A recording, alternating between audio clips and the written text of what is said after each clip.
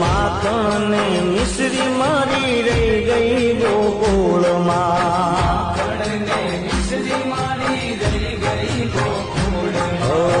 નંદલાલા ને માતા યશોદાજી સાંભળે નંદલાલા ને માતા યશોદાજી સાંભળે મમતાની મૂર્તિ મારી રહી ગઈ ગોકુળ